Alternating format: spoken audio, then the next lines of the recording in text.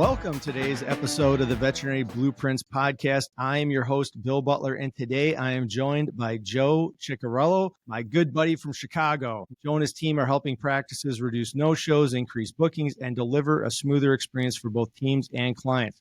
So if you're a solo vet or running a multi-location hospital, Joe is going to bring you some actionable insights into streamlining your front desk workflow and driving better client engagement. Welcome to the podcast, Joe. We have had the opportunity to hang out at some national events here in the last year or so, having a good time out in Las Vegas, out on the Strip, and I'm getting to know you a little bit better and what you do for veterinary practices. And I thought, we connected and said, hey, let's have you on the podcast. So welcome. Why don't you give, now I know you have a background in dental for many years and a couple years over in animal health. So why don't you tell our listeners kind of how you wound up at CheckVet and what you do and what your passion is towards animals and how you wound up there?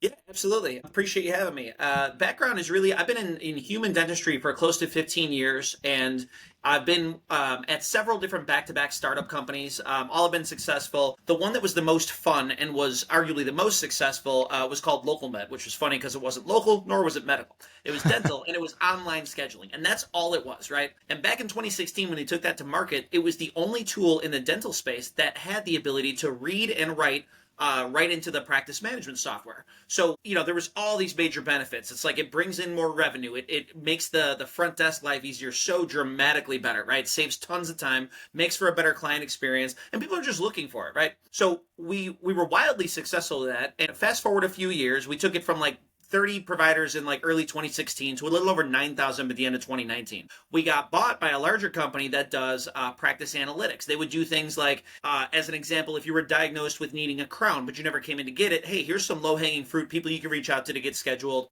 missed revenue, help with forward booking and things like that. So we had like the tool to know what to do, like who we wanted to get scheduled. We had the scheduling tool, but they now needed the kind of methodology to get that scheduling tool into the hands of those people. So they bought a third company that does like the text and email.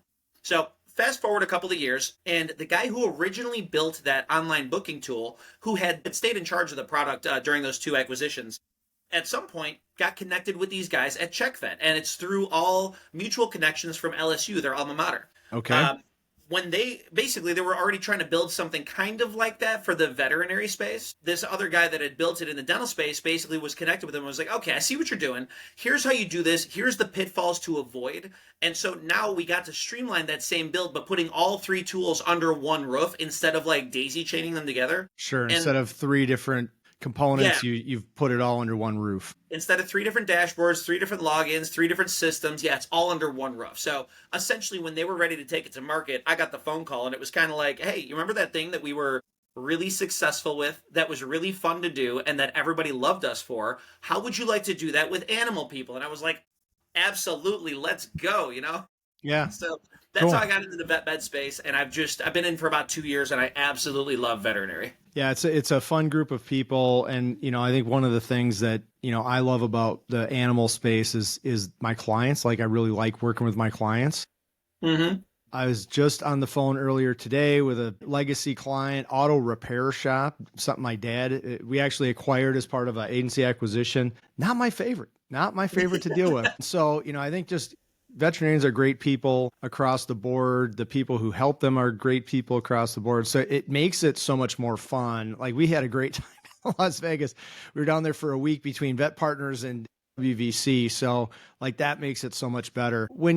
So the pain points, you talked about some of the things that you identified, low-hanging fruit, not being able to capitalize on it, scheduling, that sort of thing. What, when you're talking with practices out there and what you're seeing, what are the biggest pain points when it comes to veterinary scheduling? I'm going to be honest, I get emails and texts about my cat and they're like, oh, you need to come in for your vaccine. I'm like, okay, sounds good. And then, so what are the pain points that your team's seeing as it relates to scheduling at vet practices? Well, there's a bunch, and it kind of falls into two buckets. So there's either people that have online booking or don't, right? If they have online booking, the pain points tend to be what we're using isn't customizable enough, or it's not as automated as we would like it. For instance, if you're using a software that can write the appointments into your practice management system, but if it can't create the new client record, somebody still on the front desk side has to take that information and create a record for it and attach it. So there's still manual process, right? But typically which is just kind of laborious, right? It's like, it's laborious. It's more, I don't know, hole digging work. It's busy work. It's not generally producing revenue. It's just checking a box to make sure you're doing half of the process. Exactly. And by the way, that's much better than not having it. Like that's better than 0% of the process. But yeah, if it's not fully automated, then it's not saving you as much time. So typically somebody that has online booking is looking for it to be more automated, more customizable, more marketable. The other side of things is the majority of practices don't have any online booking, or what they do have is kind of more of an appointment request system. And there's just, oh my gosh, there's so many reasons that you at this point need to adopt online booking. I've got all these stats. I'll just list a few off because I've got them in a PDF that we pass out and I've got it in front of me. 81% of pet owners prefer to schedule their appointments online. 59% of millennials would switch practices for better online access. So if you've got online booking, it's a competitive advantage. 38% of all appointments are scheduled after hours or on weekends. It takes an average of 8.1 minutes to book somebody over the phone, which is kind of like your other sort of option, right? And then 63% of those calls are placed on hold at least one time. That's all my stats. I'm done with. Okay.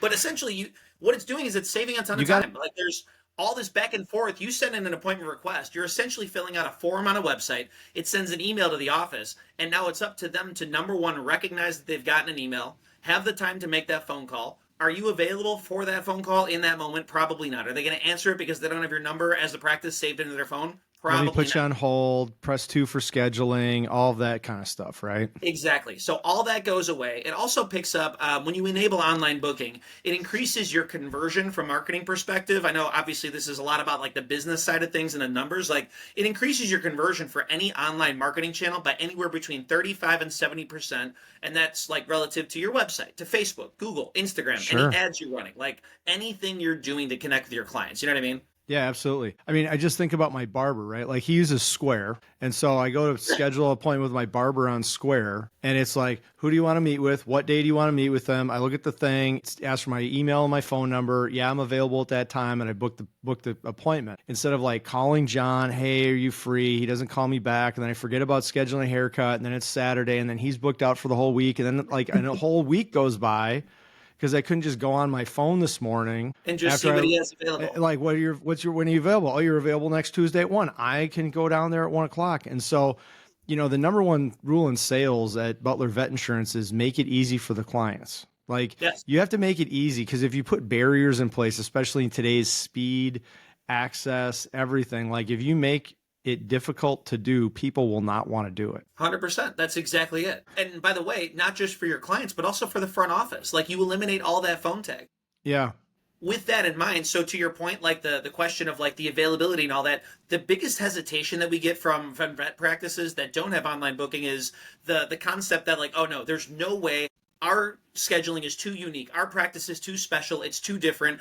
And the funny thing is, every single practice thinks that, right? Sure. The reality is, there's any number of rules you can put in, and we've not come across there. All right, there's been 2 times ever in 8 years that we couldn't handle somebody's scheduling. One of them was this guy comes in and he's about to retire, so give him a break here. But he comes in every Sunday and decides that day what days of that week he's going to be open. We can't. So you can't preset the schedule. I mean, I set up how we schedule this podcast. I use Calendly. Yeah, right. Which is, it's a scheduling software tool that integrates with Outlook. And I say, hey, Joe, would you like to be on the podcast? You say yes. And I send you a link, and you click the link and you look at my schedule and say my schedule and Bill's schedule line up at this time.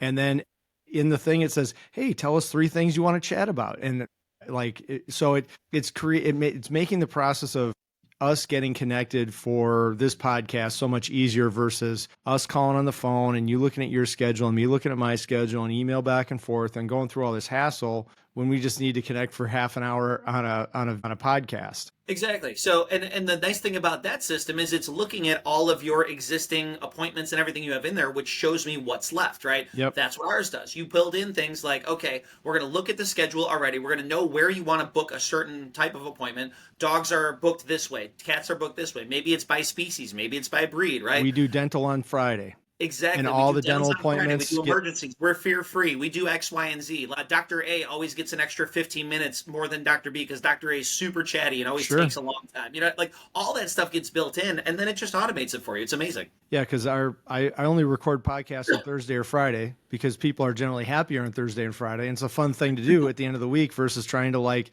get in Monday morning like, oh, I got to do this podcast. Not that podcasts aren't fun, but like my logic for podcasts are they're only available Thursday and Friday after 2 p.m. like that, or after 1 p.m. or whatever. So from traditional appointment software, I mean, there's a bunch out there. What feedback have you received about differentiation between your software and others out there, and what sets you apart? Well, so the online booking itself is unique. Nobody else does the online booking the way that we do it, where it's 100% automated and 100% customizable and integrated with all of the top practice management systems, right? So that's kind of the first differentiator. The other piece is that it's not just online booking that CheckVet does. It's online booking, practice analytics, two-way communications, so all your reminders, all your confirmations, all your two-way texting and marketing and all that, reviews management like Google and Facebook reviews, aggregation, responding, all that type of stuff. And then there's a client portal with an app and there's even digital forms. So it's another differentiator between us and other systems out there is we're doing all that under one roof. So we have a lot of clients that have come to us. They're already using 2, 3, 4 different programs. And by the way, a lot of times they're happy with them, but they're paying $200 to $400 a month for 3 different systems. So you're looking at anywhere between $600 and $1,200, depending on what they're using, that we roll all under one roof for hundreds of dollars savings every single month. You know what I mean? And so for some of your early adopters, what have they seen as, some of the, I mean, in today's age, I think we just agree, whether it's CheckVet or somebody else, like you just should have some sort of automated appointment scheduling for your new clients or onboarding. Like you just got to have something, right? Like just trying to do it over the phone. I mean, if I get an email from someone, I send them back my appointment link. If somebody calls in and says, I'd like to schedule an appointment, I'm like, here, let me send you a link and you can schedule a time. And then like, I don't have to go hunting through we're not spending that 10 minutes on the phone to try and find that time. So what have your early adopters said about just like having a scheduling process or an automated scheduling process in place, and what's that done for their practice? Honestly, there's been a lot of really good feedback. We've got some case studies. We've got some really great testimonials. I even was at like the VHMA Management Exchange and got like a video of, somebody was walking around. She's like, I just love your software so much. I'm like, can I get a video of you? And she just freestyled for like a minute and it was great. So we've gotten a lot of cool stuff about the online booking in particular, saving money, bringing in more money, saving a bunch of time, making things more automated. One of the interesting things, this is a true story about our practice analytics too, right? So like the analytics, it's 2 different sides to it. There's a daily huddle that gives the CSRs and the whole front office team like all these great action items on how to do their job better day to day. Like here's how you help your forward booking. Here's the people that came in yesterday that don't have a forward booked appointment, right? Here's the people that are supposed to be coming in today that haven't confirmed yet, and here's how you can do all that right down the list first thing in the morning. So the other side is like the practice analytics where it's like, okay, let's look at things like your revenue, your accounts receivable, your appointment numbers and how many were completed and versus new versus returning, and your fill rate and your show rate, and all that's by different doctors and providers, however you have it booked. But a couple cool things. One we got just on March 31st from a client. It's in our celebration channel in Slack. Says we launched CheckVet on Friday. This came in on a Monday. We launched CheckVet on Friday and we're able to collect $3,000 of AR just from the daily huddle over the weekend. That was on a Monday from somebody who went live on Friday 2 days earlier, or 3 days earlier. So like that was a pretty cool one. That is pretty cool. So I think in the very fast-paced world of vet med these days, full schedule, short staffing, trying to make sure that you're maximizing your appointment hours, how does client communication, because obviously that's a big component of what you do. It's not just the scheduling, but also the client communication. How does that help reduce no-shows and improve, patient compliance, so to speak, with what you're trying to do? It's a great question, and it's really closely tied in with the online booking. So the the communications, we do everything from appointment confirmations, appointment reminders, medical and vaccine reminders, two-way texting, email, like custom, like marketing campaigns and all that stuff, right?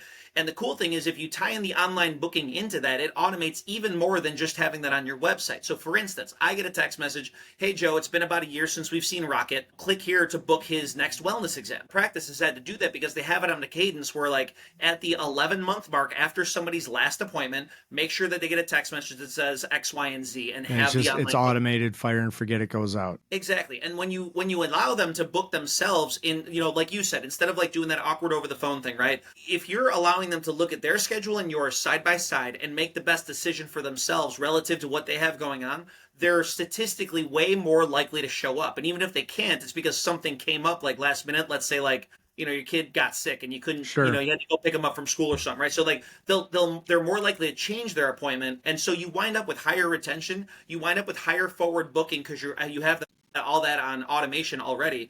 And then you've also got the additional functionality, which this is not everybody does this, but like in our marketing kind of tools, you've got the ability to build out what we call client segments and send out like custom text and email type stuff. So real life example, about 4 months ago, we had an office manager. They got a better version of it. I don't know the name of it, but they got a better version of a cat medication than they had been prescribing for years. So what this doctor did was built out a segment for all clients who are active clients who have a cat that has been prescribed this like old medication in the past that we haven't seen in at least 6 months, and that the cat is still alive. That was the criteria. Sent out a text, an email, and a push notification through the app to everybody that had that criteria, with the link to book, saying, hey, we got this new version of this medication. I hope you come on in and talk to us. Their conversion was like ridiculous. You know what I mean? Yeah. So I have this on my desk, and it reminds me, I got it from a business coach, and it's to mine your own acre of diamonds. Because, instead of out trying to get new clients, is trying to maximize the return on investment and the revenue per client, right? Like trying to get more dollars out of your existing clients versus trying to go acquire new ones, because acquiring new ones is always the harder get from a sales perspective. It's easier to do business with people you're already doing business with. Yeah, it's 9 to 10 times harder to acquire a new client than it is to retain an existing one. Or you're even just upsell them that one extra medication or vaccine. Like, oh yeah, I should come in for that vaccine. I'm glad you got a new one. Right. So for busy practice managers out there listening today, what is one small change that they could make to improve scheduling efficiency just overall at a practice? Well, I mean, I'm beating a dead horse at this point, but like enabling online booking is by far, like of everything that we do, that is without question the most impactful and the biggest impact, the most immediate and the biggest impact that any practice will see is just turning on online booking. Aside from that, I would probably say including the ability to book an appointment in all of your medical and vaccine reminders. You'll just save so much time. It's ridiculous. So having, again, like we've chatted about, right? Like the ease of scheduling and having some sort of automated scheduling system. I mean, it's made a huge impact in how we do things with our practices we work with from a scheduling perspective. I mean, it's got a referral today from a CPA, said, hey, you should, meet with this client. And so, she reached out immediately after that, actually beat me to the email back. And I said, hey, I'd love to meet with you. Here's my scheduling link. Like, and now, 90% of the time, I would say they're scheduling that appointment within a day or two of that initial email out saying, hey, here's Bill, here's his team, or, we're getting that introduction. So just the ease of getting that connection made and the scheduling for us and the practices we work with has made it so much easier. And then, we're just managing the schedule. All right, what do we have this week? We got three or four new appointments this week. And we're just, like you said, that huddle component where you're looking ahead and going, okay, this is what we got going on. So I do this, I do presentations on stage a lot. One of the things I usually will give one of two anecdotes. And like in Vegas, for instance, I'll do like, hey, show of hands, how many people flew here for this conference? Like basically every hand in the room goes up. All right, now keep your hand up if you called and talked to somebody on the phone to book that flight. Everybody's hand goes down. I mean, as soon as Americans started offering that in the 90s or whatever it was like everybody had to follow suit. Why would you ever call somebody? You know what I mean? Absolutely. So as the industry is changing over and, client engagement tools are more prevalent. Online scheduling is more prevalent. You probably have to have some of this in place. Where do you see, and where does CheckVet see, the future of client engagement tools and online booking over the next, 12 to 24 months? Because things are changing very fast with AI and everything else. Where do you see things going? So the interesting thing about AI, I'm a big fan of AI, first of all, and I think that right now we're in such a boon because there's so many large language models that are available for anybody to sort of create their own and utilize them to build on one another. And that's sort of what AI is, right? It's iterating on itself continually and improving all the time. So what I think is happening, what has been happening for about the last year, and I think will continue happening for the next, I'm going to say probably 2 years, is you're going to continue to see all these startup companies that are coming out building versions of AI for individual small pieces, and then give it another 2 years, and I think a lot of those will go away as they get consolidated, or one becomes sort of the leader in that space and the other ones kind of fall off. And I think at that point in time, we'll have a much better idea of what's actually possible to automate. Right now, what we're doing, there are some AI components embedded in different pieces of the workflow. Okay. But I would not call us an AI platform at all. But there's opportunities for things to be able to do even more of that. And we've got not just AI, but a lot of other really cool developments on the roadmap for enterprise. Like right now, we've got the ability, as an example, something that the group practices tend to like when they're talking to us, is we can link our platform with, let's say you have a group of like 50 offices. And across those 50 offices, they're on 8 different practice management systems. We can actually tie into all of those practice management systems and pull all of that enterprise reporting data, all the financials, all the appointment numbers, the production numbers, the fill rate, and all that stuff I was talking about before into one dashboard and normalize that data across all of those PIMs, Gotcha. right?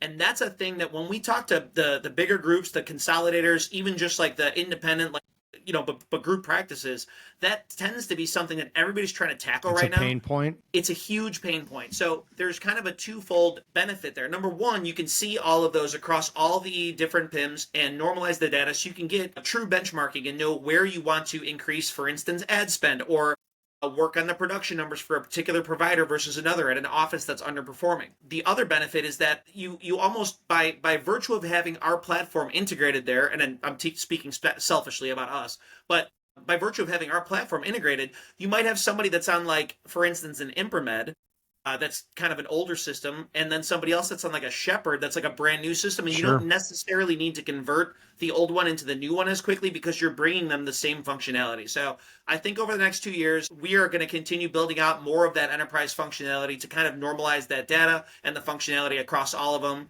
And I think that you're going to see AI tools that are either doing that also on their own, or there's a couple of options we've been looking at to tie it in different ways for us to sort of intuitively figure out some of that stuff that even quicker than we're doing it now, if that makes sense. Yeah, it does. Well, if I'm a practice out there that's not currently doing online booking at all, and it's very old school manual, client calls in, we schedule the appointment, we send out an email reminder, that's a non-automated process. You have the front desk CSRs or reception team doing that. Where do you see them in that 1 to 2 year time frame? Because this is all moving so fast. How much of a competitive disadvantage are they? Like, because you said 39%, I think the stat you listed was 39% of millennials, or 54% of millennials would change practices because of the 59%, ability. 59% would change practices with the benefit of being able to do online booking. I mean, where do you see those practices that are hanging on to that? No, our clients want to speak with someone every time they call in. We have to have that customer service relationship. Yeah, the personal touch, so to speak. Yeah, that's what they all talk about. Here's the thing. Phone calls are not going away. There's always going to, at least for the foreseeable future, there's always going to be phone calls, right? But I think that the practices that don't adopt new technology to automate that and kind of bring that, as Bruce Truman describes, the digital front door, right? Like, let's open ourselves up to what people are looking for. I think the ones that don't do that will continue to exist, but I think they're going to just, like, there's this overall trend in the industry right now of appointments going down, like visits going down, spend going, even though the cost is going, the spend is going down, average of like 3%, I think, the last 2 years. I think that's going to continue, and the practices that aren't adopting this are going to fall victim to, kind of either the corporate consolidation, or they're just going to be who are like throwing money at this stuff, like nobody's business, because they're trying to, because the consolidators and the aggregators and the corporates are all trying to build scale and efficiency, and they've got money to do it. And so they're like, okay, well, we have to scale this and build efficiency across, our 50 practices and 8 different PIMs and how all of that comes into play. So we have to build these efficiencies in. And if you're not at least keeping pace with some of that, you're at a disadvantage. 100%. It's the way. And by the way, like the nice thing, one of the nice things I see in the vet space relative to my experience in dentistry tends to be a little bit, I would say, ahead of the curve trend-wise, like both with AI, corporate consolidation, different struggles and different advances that they make in technology, like 5 to 7 years ahead of veterinary. And one of the things that I was very concerned about, that I am still very concerned about in the dental space, is this corporate consolidation.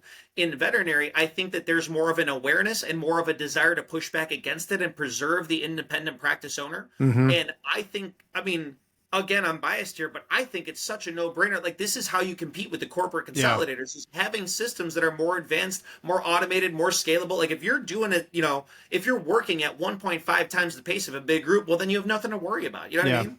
Yeah. There's a great book called David and Goliath by Malcolm Gladwell. And it always says that in that book, he basically lays out why David can always beat Goliath is because, for Goliath and, we deal with this in the independent world, but, for me, competing with larger insurance agencies or groups, I look at, well, I don't have as much money as them. How am I going to compete with them? I don't have as many staff. How am I going to compete with them? You can actually be more nimble because you don't have 8 different PIMs that you're trying to integrate all of that stuff together with. You've got one system. You go, okay, what system do we need to solve for in this equation? And so you can actually be a little bit more nimble, more streamlined. You're not trying to do this huge scale of integrating systems and processes across multi-states, multi-organizations, multi-technologies. And to your point about being nimble, 2 things. Number one, yes, when we do talk to, like, we're not like, really skewed. We're definitely skewed towards having kind of the more independent offices. We got some larger groups, but those big corporate consolidators, they just take so long to do anything, to make any decisions, to really get anything implemented. They'll reach out sometimes and we'll have conversations that go on for a year and a half. And it's just about getting a pilot for a couple of offices on. So I think that nimbleness is really what gives every independent office the advantage. Yeah. And similarly, it's a big part of, I think, why we're successful. We're not owned by some large corporate company. Mm-hmm. And our entire, so about a year and a half ago, about 2 years ago coming up on, that I joined the company, all we did was online booking and daily huddle. We did not have the practice analytics. We didn't have the enterprise stuff. We didn't have the marketing, the communications, the reviews, the portal, the app, the forums,